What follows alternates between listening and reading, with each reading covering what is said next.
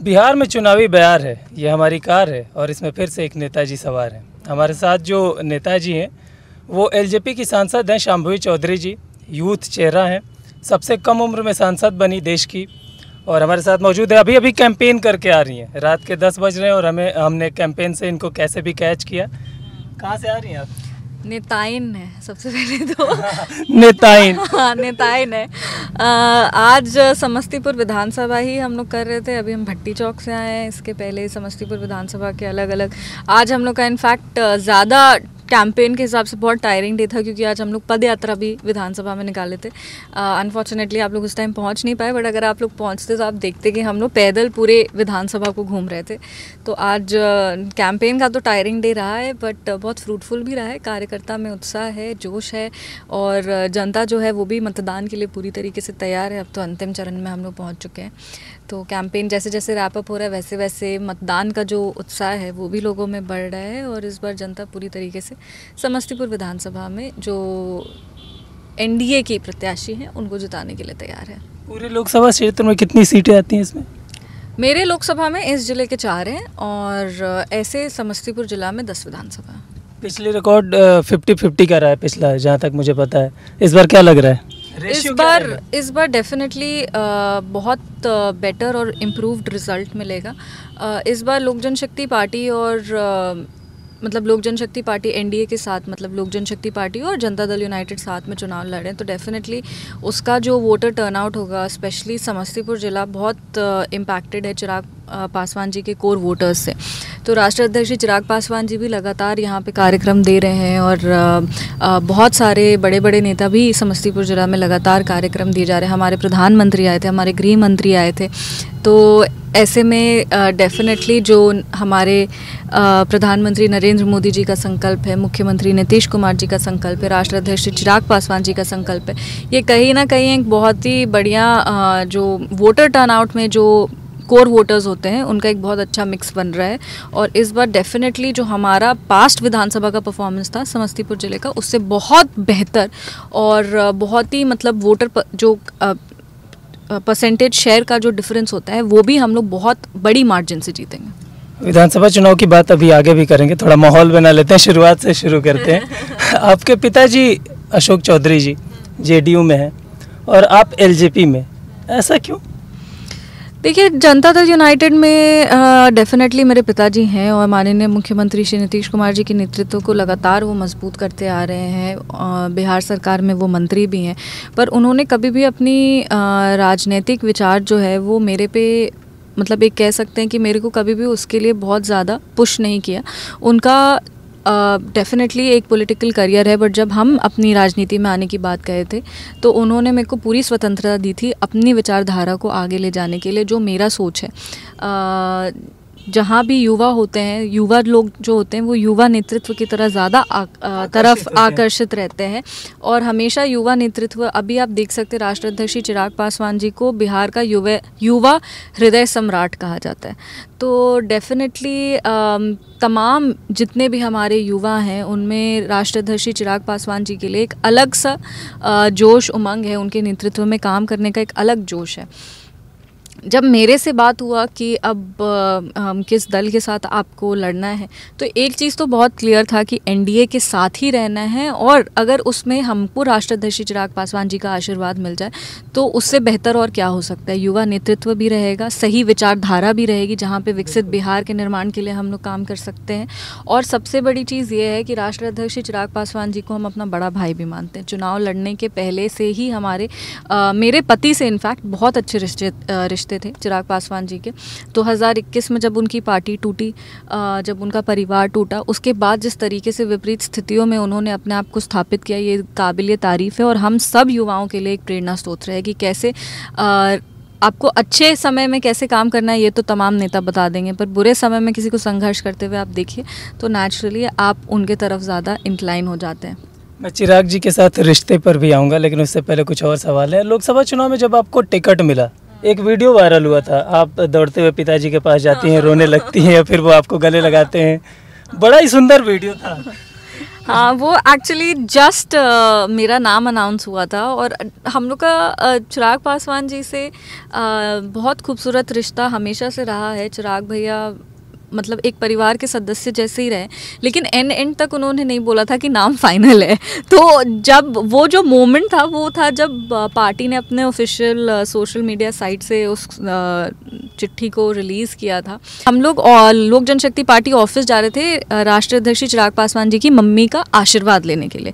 तो जब हम लोग बड़ी मम्मी से मिलने जा रहे थे, उसके पहले का वो मोमेंट है जब हम नाम अनाउंस होता है और हम अपने फादर को जाके बहुत जल्दी से हक करते हैं, क्योंकि हमको लगता है कि एक बेटी के लिए उनके पिता से बढ़कर कोई नहीं होता है। और जब बेटी अपने सपने को पूरा करती है तो सबसे पहले अपने पिता की ओर ही देखती है कि मेरे पापा खुश हैं कि नहीं। तो वो वाला मोमेंट था। और उनको भी पता है कि कितने टाइम से हमको राजनीति में आना था, राजनीति में मेरी इच्छा थी आने की। तो अब बस लगा कि मतलब यहाँ तक तो पहुँच गए, अभी आगे का रास्ता भी बहुत लंबा है, बट वो वाला मोमेंट था कि चलिए यहाँ तक तो आ गए। उस वीडियो का जिक्र मैंने इसलिए किया कि आप जब रोती हुई आई तो आपके पिताजी ने कहा कि रो क्यों रही है, ये तो तेरा ड्रीम था ना। तो क्या एक मंत्री की बेटी के लिए भी टिकट पाना बहुत लंबा सफ़र होता है, संघर्ष करना पड़ता है? देखिए, हम लोग राजनीतिक परिवार से आते हैं और इसमें कोई दो राय नहीं है कि हम लोग के लिए कम्युनिकेशन अगर किसी से स्थापित करना हो या जो टिकट देने की प्रक्रिया में जो नेतागण होते हैं उनसे हम लोग एक बेटर अंडरस्टैंडिंग, एक बेटर रिलेशनशिप में, एक बेटर कम्युनिकेशन में हम लोग उनसे आ सकते हैं। बट टिकट मिलना नहीं मिलना ये बहुत आज के ही दौर में आप देखिए कितने सारे ऐसे युवा हैं, कितने सारे ऐसे लोग हैं जो राजनीति में आना चाहते हैं और बहुत सारे ऐसे लोग हैं जिनका टिकट नहीं हो पाता है। तो ऐसे एक डिबैकल में हम भी थे, पता नहीं होगा नहीं होगा क्या होगा। राष्ट्रीय अध्यक्ष चिराग पासवान जी बहुत क्लियर थे कि वो महिला और युवा को मौका देना चाहते हैं और ये वो जानते थे कि हम शिक्षित हैं, पढ़ाई पूरी करके हम काम करें किसी संस्थान में और तब राजनीति में हम आने का एक इच्छा रखे हैं। बट तब भी हमेशा मन में एक डाउट तो रहता ही है कि पता नहीं होगा कि नहीं होगा। 25 साल की उम्र में आपको टिकट मिला था ना? 25 साल की उम्र में टिकट अक्सर मिलता नहीं है, राजनीति में मजे हुए खिलाड़ियों को ही टिकट मिलता है। आपने चिराग जी को कन्विंस कैसे कर लिया? नहीं, देखिए, जब हम लोग लोक जनशक्ति पार्टी की बात करते हैं तो डेफिनेटली चिराग पासवान जी एक ऐसे नेता हैं जो वो अपने MY समीकरण की बात करते हैं, जहाँ पे महिला और युवा, जहाँ पे विपक्ष की विचारधारा है जातीयता और सांप्रदायिकता के आधार पे, वहीं पे MY उनकी महिला और युवा की समीकरण है। और वो ये चीज़ पहले ही बोल दिए थे कि जब हम युवाओं की बात करते हैं तो हम युवाओं को प्रतिनिधित्व का भी मौका देते हैं। जब आप युवा राजनीति की बात करते हैं या युवा का राजनीति में आने की आप बात करते हैं तो अक्सर देखा जाता है कि युवाओं को संगठन का तो पार्ट बनाया जाता है, युवा संगठन, लेकिन प्रतिनिधित्व करने के लिए उनको वो अवसर नहीं दिया जाता है। ऐसे में राष्ट्रीय अध्यक्ष चिराग पासवान जी बिल्कुल भी, हमको लगता है कोई भी उनके मन में इनसिक्योरिटी नहीं है। कोई भी उनके मन में एक होता है ना कि किसी और युवा को हम आगे नहीं बढ़ना चाहते हैं क्योंकि ये स्पेस मेरा है, ऐसा करके उनके दिमाग में कुछ भी नहीं है। ऐसे तमाम बिहार में युवा नेता जो अपने आप को युवा कहते हैं, युवाओं का नेता कहते हैं, पर आज तक कभी किसी युवा को मौका नहीं दिए। उनकी पार्टी में सिर्फ हम ही नहीं, ऐसे और भी मेरे जैसे सांसद हैं जो काफ़ी यंग है अगर आप एज कंपेयर करेंगे बाकी पार्टियों का और लोक जनशक्ति पार्टी का। और वो हमेशा कहते हैं कि यही जो युवा हैं, यही जो महिलाएं हैं, इनको हम बदलते बिहार का चेहरा बनाना चाहते हैं। हम दुनिया को दिखाना चाहते हैं कि बदलता बिहार हमारा कैसा है। आप चिराग पासवान को भैया कहती हैं, कहीं ऐसा तो नहीं कि राखी बांधने गई और बोला कि भैया इस बार शगुन में कुछ नहीं चाहिए, हमको टिकट दे दीजिए? नहीं, ऐसा नहीं हुआ था। ऐसा नहीं हुआ था। हम जब भी उनको राखी बांधते हैं हम हमेशा सिर्फ उनसे आशीर्वाद ही मांगते हैं। अब पॉलिटिकल बात अब करते हैं। आपने मैनिफेस्टो देखा विपक्ष का? नहीं, हमको नहीं, मतलब ऑब्वियसली डिस्कशन और डिबेट्स तो काफ़ी सुने हैं, बट हमको नहीं लगता विपक्ष का घोषणा पत्र देखने का कोई भी ज़रूरत है, क्योंकि वो सारी फर्जी बातें हैं और उन लोग कुछ भी अपने पत्र में लिखें उसका ज़रूरी नहीं है कि वो उसमें कोई सच्चाई हो, क्योंकि काम करने की क्षमता तो उनकी बिल्कुल भी नहीं है। ठीक बात है। आपके पिताजी का नाम बिहार की सियासत में बहुत बड़ा है और पापाओं के बारे में कहा जाता है कि बेटियों पर जान छिड़कते हैं। पॉलिटिकली कितना सपोर्ट करते हैं, क्या टिप्स लेती हैं पिताजी से? हमेशा हमको लगता है कि हम उनकी परछाई हैं और हम उनकी परछाई में ही पनप रहे हैं। वो मेरा लोकसभा, जब मेरे लोकसभा की बात आती है तो वो डेफिनेटली सारा डिसीजन मेरे ऊपर छोड़ देते हैं। वो इंडिपेंडेंस, वो स्वतंत्रता है मेरे पास। और वो कहते हैं कि गिरोगी नहीं तो सीखोगी कैसे, पर वो ये भी कहते हैं कि जब जब गिरोगी ना तब तब हम तुमको उठा लेंगे, तो तुम गिरने से मत डरो। आई थिंक ये कॉन्फिडेंस किसी भी बेटी के लिए बहुत बड़ी चीज़ होती है। हम लोग 3 बहन हैं और कभी भी हम लोग को ये नहीं फील कराया गया कि 3 बेटी होने के बाद कोई कमी रह गई थी। और ये बहुत बड़ा एक जो आत्मविश्वास आपके मन में लाता है ना, इसका कोई कंपैरिजन नहीं है। अपने पिताजी से हम काफ़ी, मतलब सिर्फ राजनीतिक तौर पे ही नहीं, पर इन जनरल जीवन में कैसे आपको संघर्ष करना है, कैसे आपको आगे बढ़ना है, क्योंकि दलित राजनीति में ना पद मिल जाता है लेकिन प्रतिष्ठा तो कमाना ही पड़ता है। तो ऐसे में अपने पिताजी को हम हमेशा देखे हैं कि कैसे उन्होंने अपनी प्रतिष्ठा को बनाया है, और हम उम्मीद करते हैं कि आने वाले समय में दादाजी और पिताजी के इसी रास्ते पे चढ़ के उनके संस्कार को आगे हम लेके जा सकें। मैं जहाँ भी जा रहा हूँ लोगों से एक बात ज़रूर पूछ रहा हूँ मैनिफेस्टो के लेकर कि भाई 3 करोड़ नौकरी देने का वादा किया, कैसे? तो लोग तो नहीं बता पा रहे हैं। मैं आपसे समझना चाह रहा हूँ कि ये क्या है। ये हम लोग भी नहीं समझ पा रहे ना। हम लोग का भी यही प्रश्न है कि कैसे आप ये कैसे करिएगा। अगर आप इतनी नौकरियां देना चाहते हैं तो आपका विज़न क्या है। जहाँ पे एनडीए के जितने भी एनडीए का जो घोषणा पत्र आया उसमें लिखा हुआ है कि हम लोग हर ज़िले में स्किलिंग सेंटर लगाना चाहते हैं, उद्योग हम लोग कैसे लगाना चाहते हैं, जो हम लोग job creation 1 crore job creation का बात किए हैं तो वो जॉब क्रिएशन हम लोग कैसे करेंगे, पब्लिक प्राइवेट मिक्स करके कैसे करेंगे। ये सब हमारे घोषणा पत्र में एक लेआउट है, एक मतलब स्टेप बाय स्टेप आप अगर उसको ध्यान से पढ़ेंगे, हम लोग महिलाओं को कैसे सशक्त करेंगे, किस जीविका दीदी के माध्यम से इतना करेंगे, जो किसान हैं उनके खेती बाड़ी के माध्यम से हम उतना करेंगे, उद्योग के माध्यम से हम इतना करेंगे। ये एनडीए के घोषणा पत्र में। पर महागठबंधन कह रही है कि हम हर परिवार को 1 नौकरी दे देंगे, पर आप कैसे दीजिएगा? जब नौकरी देना था तब आपने लैंड फॉर जॉब स्कैम कर दिया। अब जब आपका समय चला गया है तो अब आप कह रहे हैं कि हर परिवार को सरकारी नौकरी देंगे। ये आप कर ही नहीं सकते हैं। It's not possible. मैंने एक प्रत्याशी हैं उनसे बात की थी, मैंने पूछा कैसे करेंगे, तो कह रहे हैं कि मैंने कहा बिहार का बजट यार 3 गुना हो जाएगा आप जितना कह रहे हैं। तो उन्होंने कहा कि हम 1 साल के अंदर ऐसा प्लान करेंगे कि बिहार का बजट ही 2 गुना हो जाए। नहीं तो क्यों नहीं लिए थे? उप मुख्यमंत्री बने थे ना 18 महीने के लिए। उसी का तो सीना चौड़ते हैं आज कि 18 महीने के लिए हम उप मुख्यमंत्री थे तो हम ये किए वो किए। तो आपने बजट क्यों नहीं डबल कर दिए? ऐसा हो नहीं सकता। जिस तरीके से बिहार का बजट ग्रो किया है इन द पास्ट 20 ईयर्स, एक स्टैग्नेंट ग्रोथ आपको बिहार के बजट में दिखेगा। इकोनॉमिक सर्वे, पता है कोविड में बिहार राज्य इकलौता ऐसा राज्य था जिसकी डबल डिजिट इकोनॉमिक ग्रोथ थी। हम लोग का परचेजिंग पावर भी बढ़ा है, हम लोग का पर कैपिटा इनकम भी बढ़ा हुआ है, और हम लोग का जो आप कह सकते हैं quality and standard of living भी बहुत, अगर आप इंडिकेटर्स देखेंगे तो बहुत बेहतर हुआ है। तो डेफिनेटली हम लोग क्यों झूठ बोलेंगे? हम लोग के पास आंकड़े हैं, हम लोग के पास इकोनॉमिक सर्वे है जो हर साल बिहार विधानसभा में आती है, हम लोग के पास बजट है जो हर साल बिहार विधानसभा में आता है। तो हम लोग को झूठ बोलने का कोई ज़रूरत नहीं है। पर हाँ, वो लोग अभी फॉल्स प्रोपेगेंडा ज़रूर स्प्रेड कर सकते हैं कि हम लोग ये कर देंगे, हम लोग वो कर देंगे। पर जब आपके पास समय था तब आप नहीं कुछ कर पाए, तो अब आप कैसे भरोसा दिला रहे हैं कि हम करेंगे? आप अपने आपको जब मौका मिला था, जब राजद कांग्रेस की सरकार थी, तो इकोनॉमी रिवर्स में गई थी, और उसके बाद वो डबल रेट से मल्टीप्लाई की, और फिर उसके बाद वो स्टैग्नेंट ग्रोथ पकड़ी।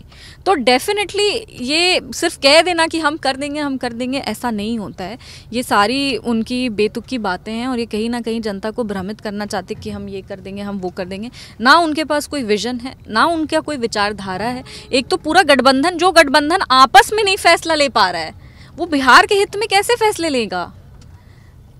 साल 2005 में जब नीतीश जी की सरकार आई तो शुरुआती के जो 10 साल थे उसमें काम किया गया कानून व्यवस्था को सुधारने के लिए। 2015 के बाद कहा जाता है कि बुनियादी सुविधाओं पे काम करना स्टार्ट किया, सड़क, बिजली, पानी। अब आगे का क्या प्लान है? मतलब अभी क्या विजन है? किस चीज़ को लेकर आप जनता के बीच में जा रहे हैं कि अब हमें वोट दे, आगे बढ़ाए तो हम ये करेंगे? देखिए, हम लोग जैसे बोल रहे हैं public private job creation, public private expenditure को बढ़ा करके प्राइवेट इंफ्रास्ट्रक्चर को और बेटर करना।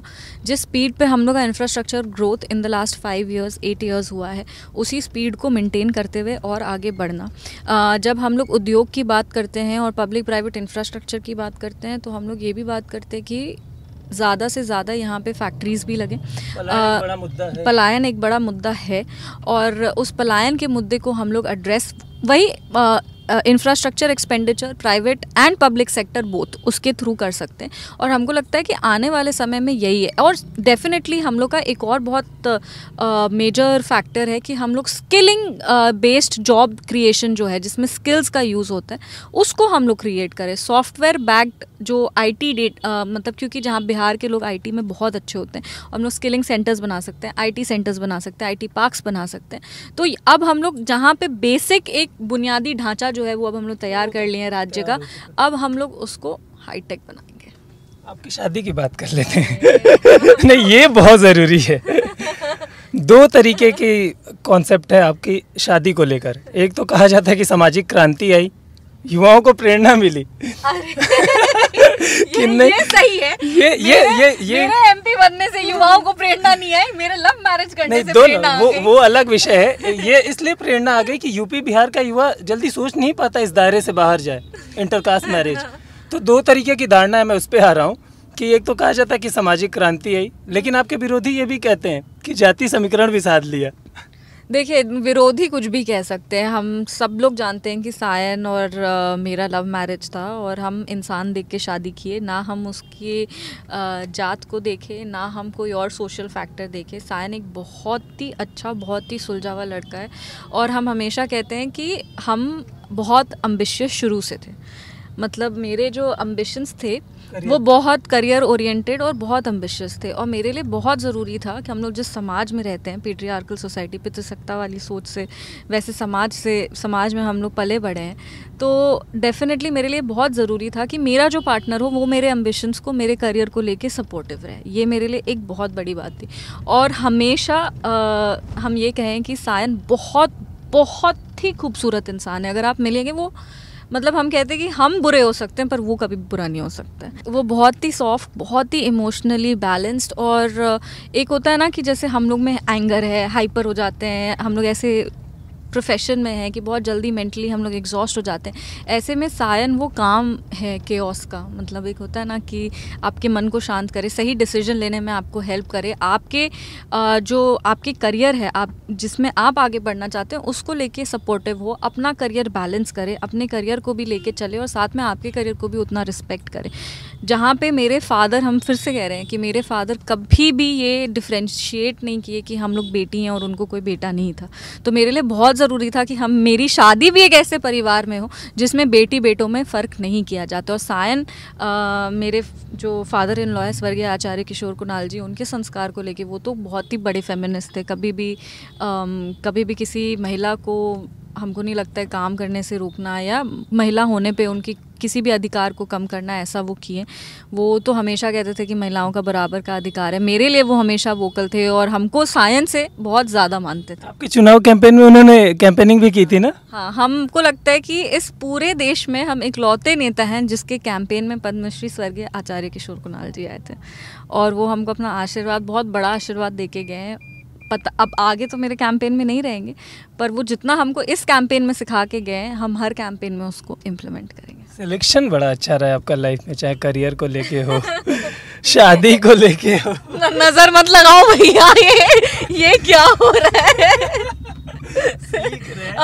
अभी तक सब सही चल रहा है, भगवान महादेव के आशीर्वाद से सही सब कुछ हो रहा है। बस ऐसे ही चले, महादेव का आशीर्वाद मिलता रहे, माँ बाबा का आशीर्वाद मिलता रहे, सब सही रहेगा। अच्छा, कैसे शुरुआत कैसे हुई थी? पहली बार जब आपने परिवार को बताया, उन्होंने पहले बताया फिर आपने बताया, क्या था, कुछ बताएंगे? नहीं, पहले हम ही बताए।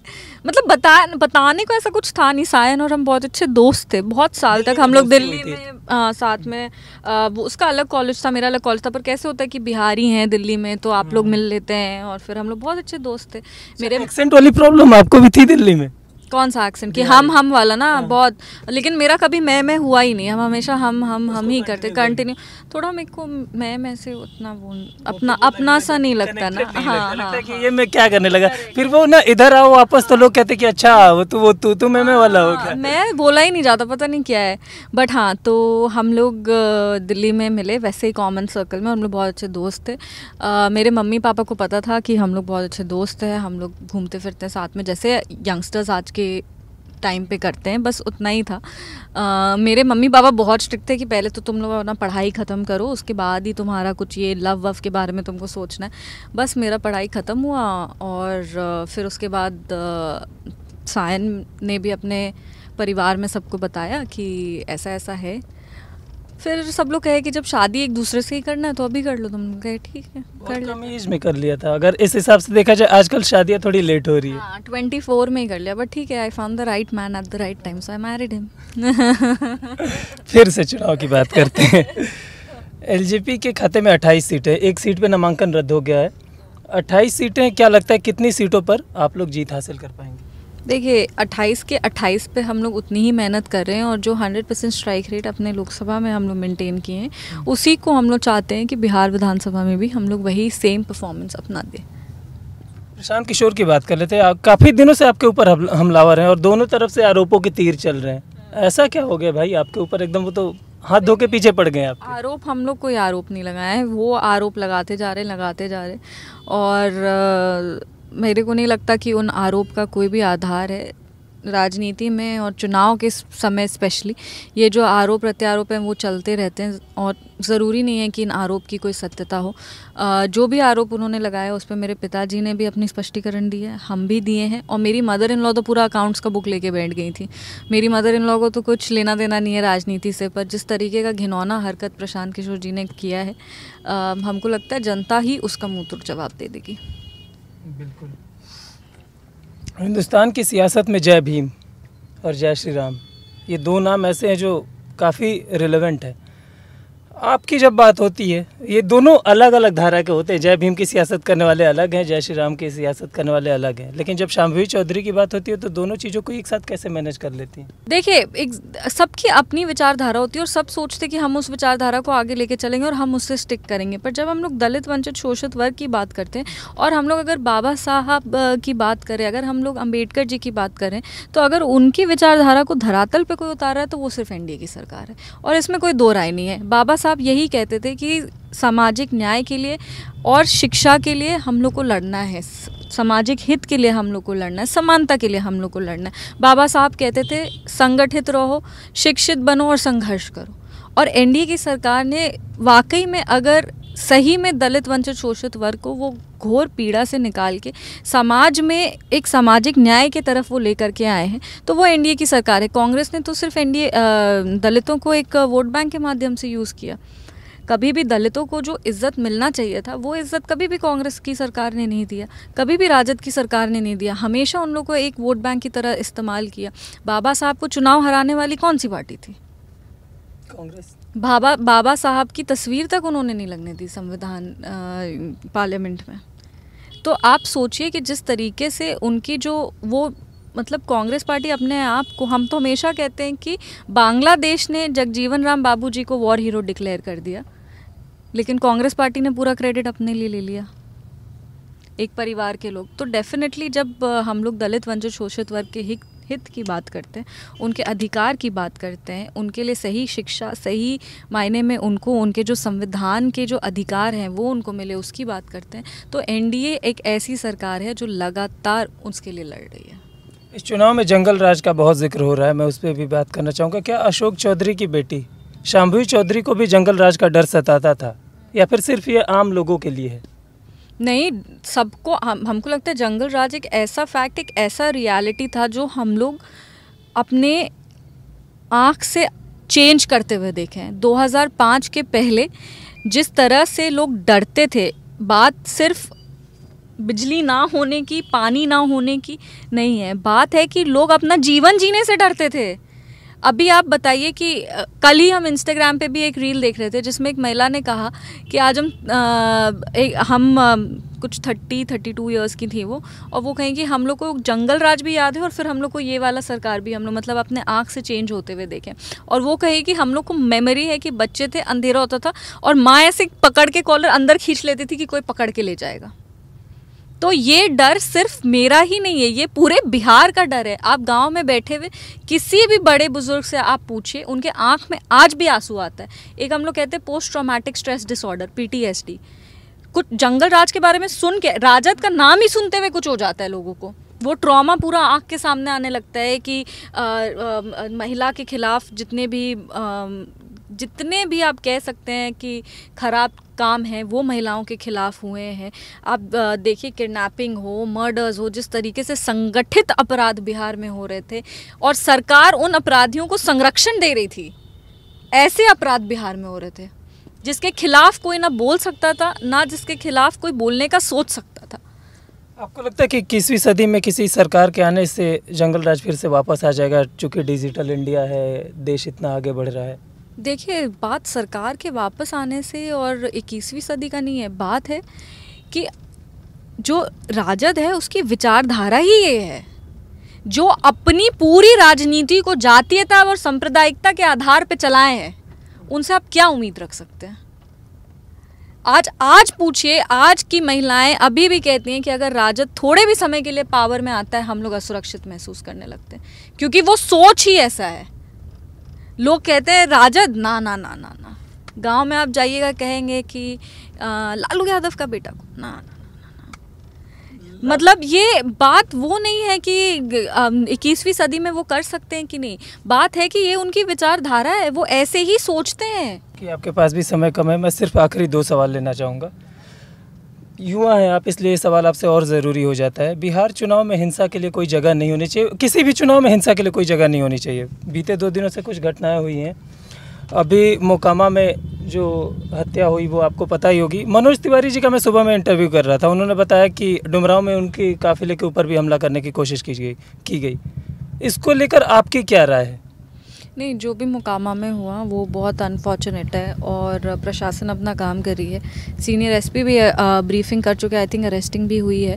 तो प्रशासन आज भी अपराधियों के खिलाफ है और कल भी अपराधियों के खिलाफ रहेगा। हम लोग एनडीए में हमेशा एक सुशासन की सरकार जो है वो हम लोग के लिए बहुत महत्वपूर्ण है और प्रशासन अपना काम कर रही है, बिहार पुलिस अपना काम कर रही है और किसी भी तरीके से ऐसे इंसिडेंट्स कहीं पे भी हों वो वेलकमिंग नहीं होते हैं।